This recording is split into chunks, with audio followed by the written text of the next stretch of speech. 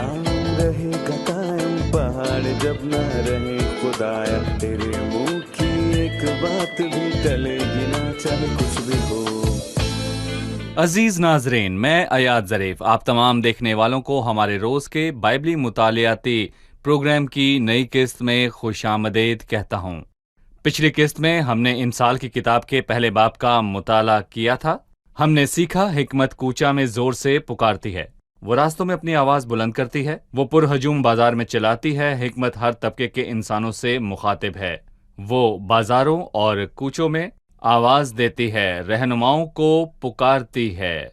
सबको हिकमत की जरूरत है। जो भी हिकमत की सुन ले वो महफूज होता है, जो भी इसको रद्द करे वो अपनी तबाही और बर्बादी का सामान तैयार करता है। हिकमत इंजील की दावत है, खुद मसीह है। जो भी मसीह को कबूल करे, हिकमत को कबूल करे, वो खुदा के गजब से महफूज रहता है। जो भी सलीब पर किए मसीह के काम का इनकार करे वो अब्दी तबाही की तरफ जाता है। आज की किस्त में हम दूसरे बाब का मुताला शुरू करेंगे। जब आप हिकमत की बातें अपने अंदर रखें तो क्या होगा, और जब आपके दिल में हिकमत हो तो क्या होगा। प्रोग्राम के आगाज में मैं खुदा के खादमीन का खैर मकदम करूंगा जो हमारे साथ स्टूडियो में मौजूद हैं। भाई अमीन खुशामदीद। बहुत शुक्रिया। डॉक्टर फयाज खुशामदीद। शुक्रिया भाई। और स्टूडियो में आए दीगर मेहमानों को भी खुशामदीद। भाई अमीन, मैं दूसरे बाब की चंद आयात पढ़ने के बाद आपसे सवाल करूंगा। ऐ मेरे बेटे, अगर तू मेरी बातों को कबूल करे और मेरे फरमान को निगाह में रखे, ऐसा कि तू हिकमत की तरफ कान लगाए और फहम से दिल लगाए, बल्कि अगर तू अकल को पुकारे और फहम के लिए आवाज बुलंद करे और उसको ऐसा ढूंढे जैसे चांदी को, और इसकी ऐसी तलाश करे जैसे पोशीदा खजानों की, तो खुदावंद के खौफ को समझेगा और खुदा की मार्फत को हासिल करेगा, क्योंकि खुदावंद हिकमत बख्शता है।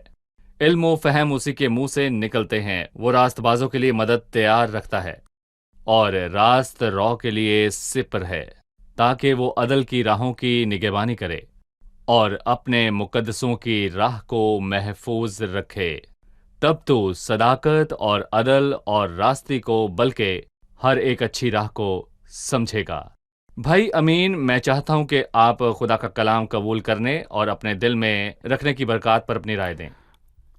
खुदा का कलाम अजीम और शानदार है। शुरुआत में उसने कहा, ए मेरे बेटे, बुजुर्ग अपने बेटों से बात करके यही तलकीन करते हैं कि खुदा का कलाम कबूल करो और उसके फरमान को अपने अंदर खजाने की मानिंद रखो। कलाम और फरमान में यही फ़र्क है। फरमान खुदा के कलाम में ख़ास हुक्म है और कलाम यानी उसकी कही बात। खुदावंद ने यूहन्ना की इंजील उसके 14वें बाब में कहा, जिसके पास मेरे हुक्म हैं और वो उन पर अमल करता है वही मुझसे मोहब्बत रखता है, और जो मुझसे मोहब्बत रखता है वो मेरे बाप का प्यारा होगा और मैं उससे मोहब्बत रखूंगा और अपने आप को उस पर ज़ाहिर करूंगा। और ये फरमान और कलाम में फ़र्क है। अहकामात ख़ास अल्फाज होते हैं जो खुदा के कलाम में मौजूद हों, मसलन एक दूसरे से झूठ ना बोलो, मोहब्बत रखो। ये फरमान है बाकायदा हदायत पर कलाम यानी मसीह के ख्यालात को मद्देनज़र रखना है। जब हम कलाम को अपने दिल में जगह दें तो खुदावंद के फ़हम को जान लेते हैं। यहाँ दो चीज़ों पर गौर करना चाहिए। अगर तू मेरी बातों को कबूल करे और मेरे फरमान को निगाह में रखे। कबूल करना यानी कलाम को अपने अंदर बसाना है। मसीह के कलाम को अपने दिलों में कसरत से बसने दो। मसीह का कलाम।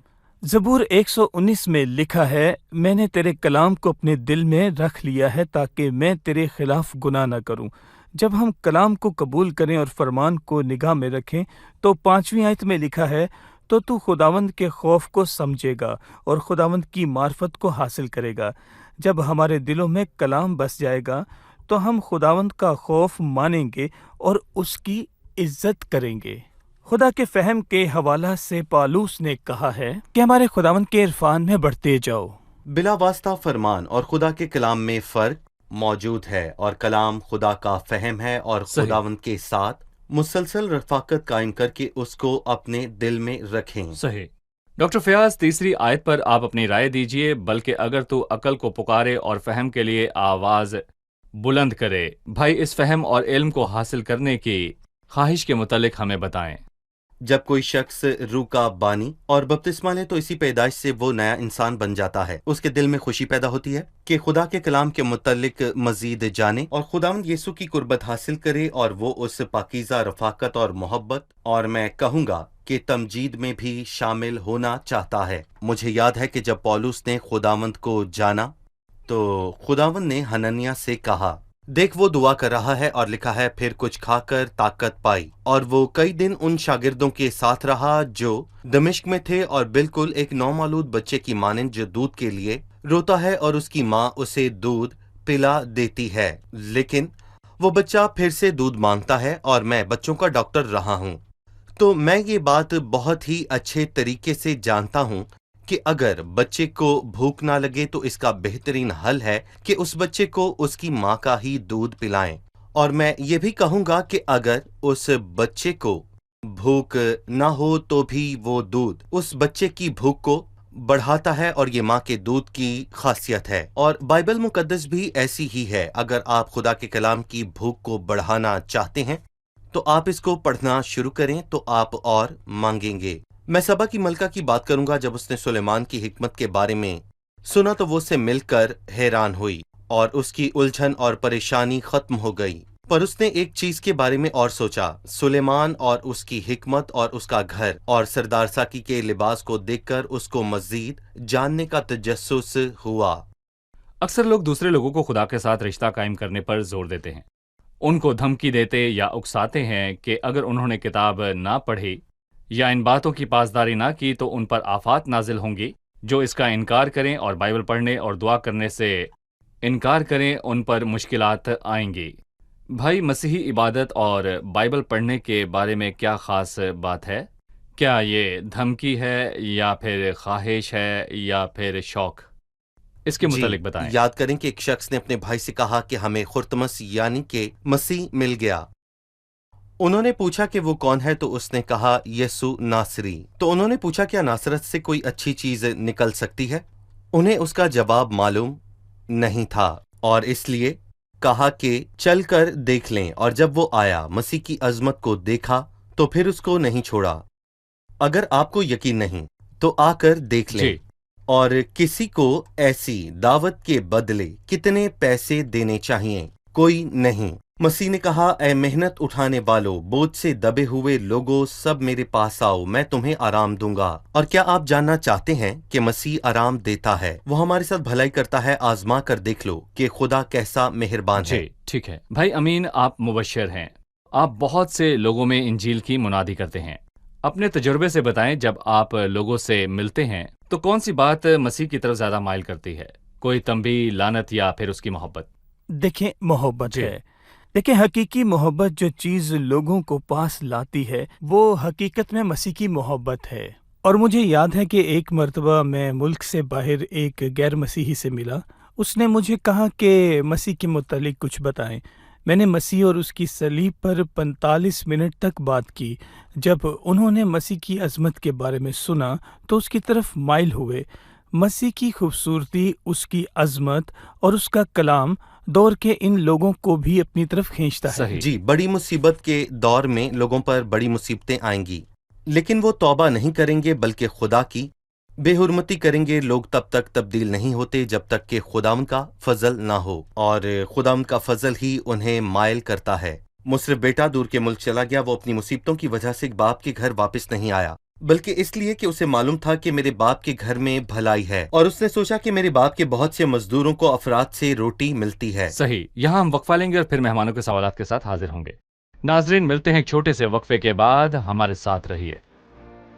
ناظرین، جکانا ایک ایسا مخصوص پرندہ ہے جس کی ٹانگیں پتلی ہوتی ہیں۔ اس کے پنجے ایسے ہیں کہ اس کو پانی پر موجود پودوں یعنی سوسن کے پتوں پر چلنے میں مدد دیں۔ بہت سے ایماندار جکانا کی طرح ہی ہیں۔ وہ بائبل کو سطحی طور پر پڑھ کر اس میں سے اپنے مطلب کی آیات نکالیں گے جو ان کو اچھی لگیں گی، پر وہ خدا کے کلام کے ان لامحدود حقائق سے محروم رہتے ہیں جو ان کی زندگی کو قائم کرتے ہیں۔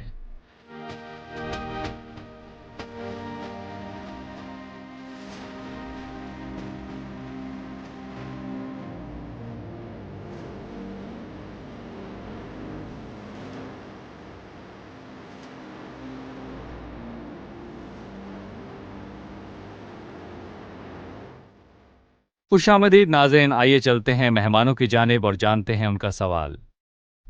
मेरा सवाल 8वीं आयत से है, ताकि वो अदल की राहों की निगहबानी करे और अपने मुकद्दसों की राह को महफूज रखे। क्या अदल को निगहबानी की ज़रूरत है? जी भाई अमीन, हमें बताइए, क्या अदल की निगहबानी करने की ज़रूरत है? हमने पिछले बाप में गुनाह की आरजू के बारे में सुना था, वो नौजवानों को जो इस राह पर बुलाती है, और हिकमत की आरजू नौजवानों की हौसला अफजाई करती है कि हिकमत की राह पर चलें। अदल की राह की निगहबानी करना यानी जब कोई जवान अपने दिल में खुदा के कलाम को रखता है तो रास्तबाजी की राह पर चलता है। फिर रास्ते की राह पर चलने वाले बदी की राह पर चलने वालों से ज़्यादा होते हैं और अपने मुकद्दसों की राह को महफूज रखते हैं, यानी कि वो दीनदार होते हैं। हमें सिर्फ 2 दिन के लिए नहीं बल्कि सारी ज़िंदगी दीनदारी से गुजारनी चाहिए। अपने मुकद्दसों की राह को महफूज रखें और ऐसे ही चलते रहें। सही। मुझे याद है पौलुस, मैं खुशखबरी की जवाबदही के लिए मुकर्रर हूँ। और फिर वो कहता है कि रास्तबाजी के हथियारों को जो दाएं और बाएं हैं, और अगर कोई खुदा के कलाम पर हमला करता है तो पौलुस जवाबदही के लिए तैयार रहता है। और मुझे याद है कि अब्राहम पैदाइश के 15वें बाब में शिकारी परिंदों को हंकाता रहा, और मैं कहूँगा कि ये उस शख्स की निशानी है जो खुदा के कलाम की हिफाजत करता है। और हमारा भी यही फर्ज है कि हम हक को थामे रहें और उसका ऐलान करें, और हर बेईमानी और फरेब जो खुदा के खिलाफ हो उसकी जवाबदही करें। सही। ये हर ईमानदार का फर्ज है। इंजील की मुनादी करना और इसकी जवाबदेही करना। जी, हमें इंजील की मुनादी और जवाबदेही करना है। डॉक्टर फयाज, हमने पहले बाब से सीखा कि हिकमत पुकारती और लोगों की तलाश करती है, लेकिन क्या इंसान की जिम्मेदारी नहीं कि हिकमत और फहम की तलाश करे? इसके क्या नताइज हैं? अपनी बात की वजाहत करने के लिए मैं देखने वालों को मजूसियों के बारे में बताऊंगा। मजूसी हिकमत वाले लोग थे और इल्म अल-नजूम में उनकी दिलचस्पी थी, और खुदावन ने उनसे जाहिर होने वाले सितारों के जरिए वाज़ेह तौर पर बात की थी, क्योंकि उन्हें मशरकी नबूवतों का इल्म था।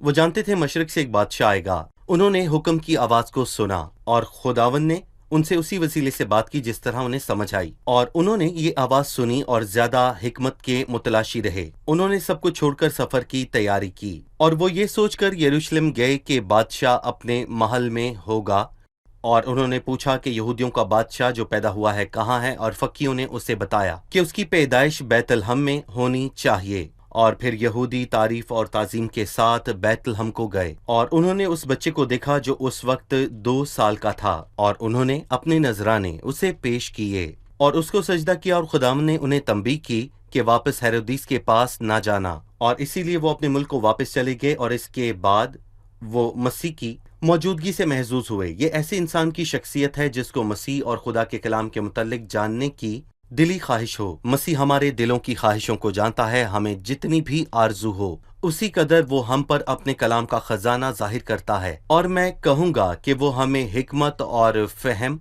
अता करता है, और ये हम पर उसका खास फजल है जो उसके चाहने वाले हैं। हबशी खोजा को जस्तजू थी, खुदावन ने इसका जवाब दिया और खुद को उस पर जाहिर किया। अगर जमीन पर कोई जरा सा भी मुखलिस होकर खुदा की तलाश करे तो खुदा यकीनन उस पर अपने आप को जाहिर करता है। भाई अमीन, इसके बाद 10वीं आयत है, और 10वीं आयत से आगे लिखा है, यहाँ कुछ यूं मरकूम है, क्योंकि हिकमत तेरे दिल में दाखिल होगी और इल्म तेरी जान को मरगूब होगा, तमीज तेरी निगहबान होगी, फहम तेरी हिफाजत करेगा, ताकि तुझे शरीर की राह और कजगो से बचाए। जो रास्तबाजी की राह को तर्क करते हैं ताकि तारीकी की राहों में चले, जो बदकारी से खुश होते हैं और शरारत की कजरवी में खुश रहते हैं, जिसकी रविशें नाहमवार और जिनकी राहें टेढ़ी हैं, ताकि तुझे बेगाना औरत से बचाएं, यानी चिकनी चुपड़ी बातें करने वाली पराई औरत से, जो अपने जवानी के साथी को छोड़ देती है और अपने खुदा के अहद को भूल जाती है, क्योंकि उसका घर मौत की उतराई पर है और उसकी राहें पाताल को जाती हैं। जब कोई उसके पास जाता है वापस नहीं आता और जिंदगी की राहों तक नहीं पहुंचता, ताकि तू नेकों की राह पर चले और सादकों की राहों पर कायम रहे, क्योंकि रास्तबाज मुल्क में बसेंगे और कामिल इसमें आबाद रहेंगे। لیکن شریر زمین پر سے کاٹ ڈالے جائیں گے اور دغاباز اس سے اکھاڑ پھینکے جائیں گے۔ آپ ہمیں حکمت پانے اور خدا کے کلام کو دل میں رکھنے کی برکات کے متعلق بتائیں۔ وہ ہمیں شریروں سے اور بیگانہ عورت سے کیسے محفوظ رکھتی ہیں؟ دیکھیں، حکمت مسیح سے جڑی ہے اور فہم کا تعلق خدا کے کلام سے ہے۔ جب مسیح دلوں پر راج کرے اور خدا کا کلام زندگی میں ترجیح دی جائے تو ہم دو چیزوں سے محفوظ رہتے ہیں۔ 12ویں آیت سے شریر کی راہ سے بچیں، 16ویں آیت میں تاکہ تجھے بیگانہ عورت سے بچائے۔ جس دنیا میں ہم رہتے ہیں یہ ایک طرف شرارت اور ظلم اور دوسری طرف لالچ اور بدکاری سے بھری ہوئی ہے۔ جب ہمارا دل مسیح کا ہو جائے اور اس دل پر کلام کی حکومت ہو تو ہم شرارت سے بچ سکتے ہیں۔ شریر کی راہ بدی سے پر ہے۔ کج گو سے بچیں جو راست بازی کو ترک کرتے ہیں تاکہ تاریکی کی راہوں میں چلیں، جو بدکاری سے خوش ہوتے ہیں اور شرارت کی کج روئی میں خوش رہتے ہیں۔ حکمت ہمیں شریر کی راہ سے اور بدکاری اور ظلم سے بچاتی ہے جو ہر جگہ پھیلی ہوئی ہے۔ اس لیے خداوند نے ہمیں نگاہ کرنے سے بھی تنبیہ کی۔ جس کسی نے بری خواہش سے کسی عورت پر نگاہ کی وہ اپنے دل میں اس کے ساتھ گناہ کر چکا ہے۔ لکھا ہے، چکنی چپڑی باتیں کرنے والی پرائی عورت سے جو اپنی جوانی کے ساتھی کو چھوڑ دیتی ہے۔ جو شخص زنا اور بدی میں ملوث ہو اس کا کیا ہوتا ہے؟ لکھا ہے، جو کوئی اس کے پاس جاتا ہے واپس نہیں آتا، یعنی وہ اس کے ساتھ زنا کرتا ہے وہ واپس نہیں آ سکتا۔ واپس نہیں واپس نہیں آتا۔ اس کا نتیجہ موت اور تباہی ہے اور زندگی کی راہوں تک نہیں پہنچتا، لیکن شریر زمین پر سے کاٹ ڈالے جائیں گے اور دغاباز اس سے اکھاڑ پھینکے جائیں گے۔ اس نے ہمیں شریر کی راہ اور بدی اور پرائی عورت سے بچنے کے لیے ہر بار تنبیہ کی ہے۔ شکریہ۔ ہم وقفے کے بعد مہمانوں کے سوالات کے ساتھ حاضر ہوں گے۔ ناظرین، ملتے ہیں ایک چھوٹے سے وقفے کے بعد، ہمارے ساتھ رہیے۔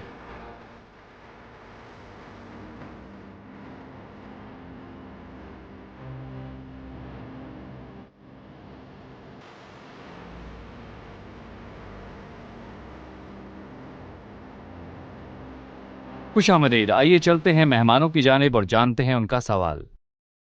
میرا سوال 12ویں آیت سے ہے، تاکہ تجھے شریر کی راہ سے بچائیں۔ شریر کون ہے؟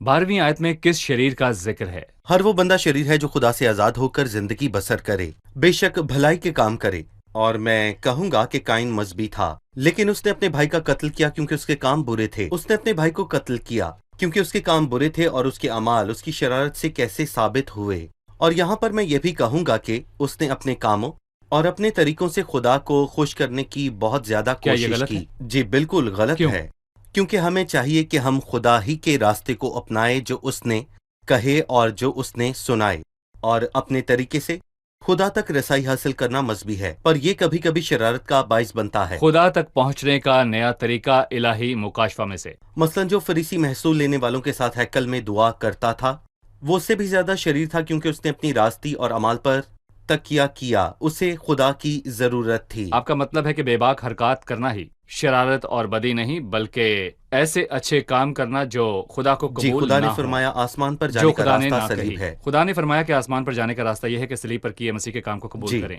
اگر کوئی دوسرے طریقے سے آسمان پر جانا چاہے، بے شک اچھے اعمال ہوں، تو بھی وہ خدا کی نظر جی۔ میں صحیح نہیں۔ جی بھائی امین، پرائی عورت کون ہے؟ یہاں پرائی عورت کے کیا معنی ہیں؟ اس نے شریر اور پرائی عورت سے بچنے کی تلقین کی۔ پرائی عورت کون ہے؟ یہاں پر پرائی عورت وہ ہے جو خداوند کے لوگوں میں سے نہیں۔ پرانے عہد نامہ میں غیر ملکی عورتیں ہوتی تھیں، وہ اسرائیل جا کر گناہ اور زنا کرتی تھی۔ بلام نے مواب کی بیٹیاں بھیجی تاکہ اسرائیل کے آدمیوں کے ساتھ زنا کاری کریں، تاکہ وہ خداوند سے دور ہو جائیں۔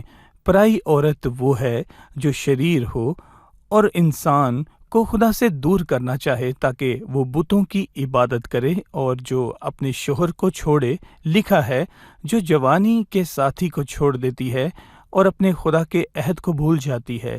جو اپنی جوانی کے ساتھی کو چھوڑے اور دوسرے مرد کے پاس جائے، وہ اپنے خدا کے عہد کو بھول جاتی ہے۔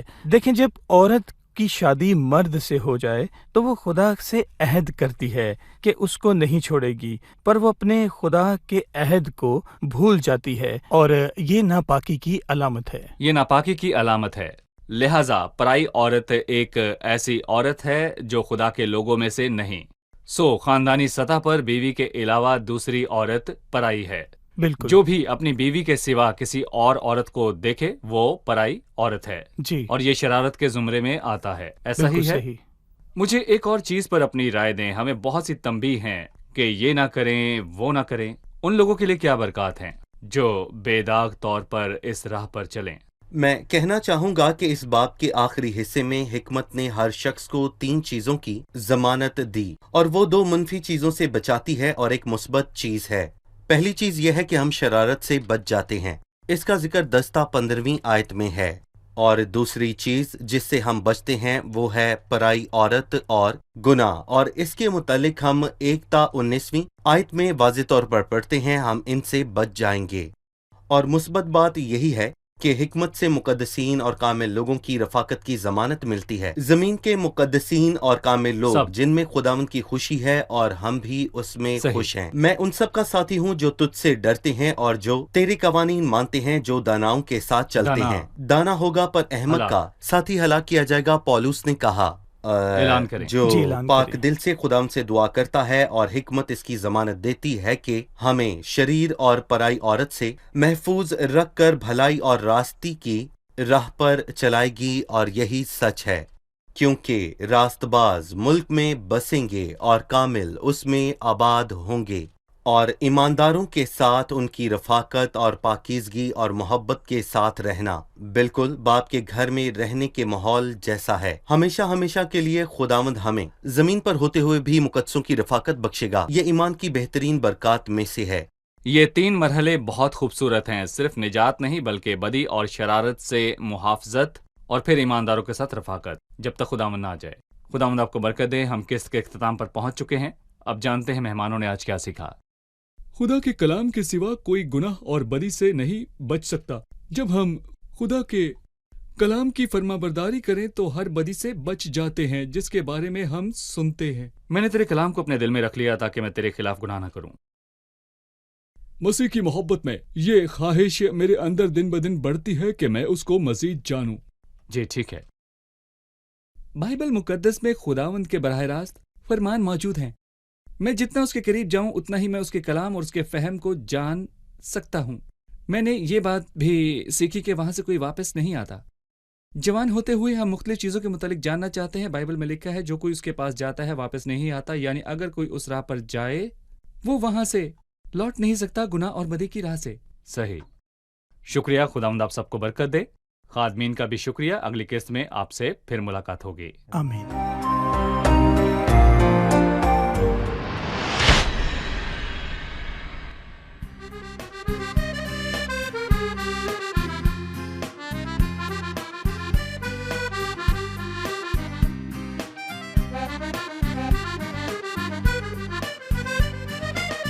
أحببت أن سيدي يسمع صوتي ودعائي ويستجيب طلباتي، فهو مخلصي رجائي، أمل نحوي أذنه، لذاك أدعوه أنا مدة عمري كلها، فهو الإله ربنا، الرب صديق قوي، كذاك حنان أمين، حافظ كل البسطاء، مخلص المتضعين. يا نفسي قومي وارجعي إلى مقام راحتك، إليك أحسن العالي، عودي إذا لنعمتك.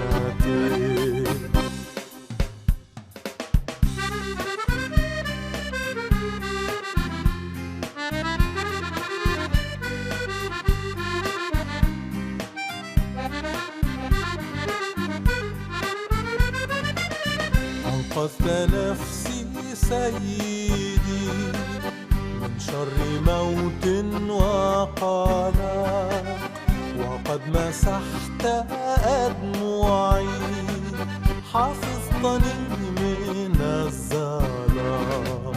في موطن الأحياء أنا أسلك قدام الإله، مخبرا بفضله، مسبحا طول الحياة.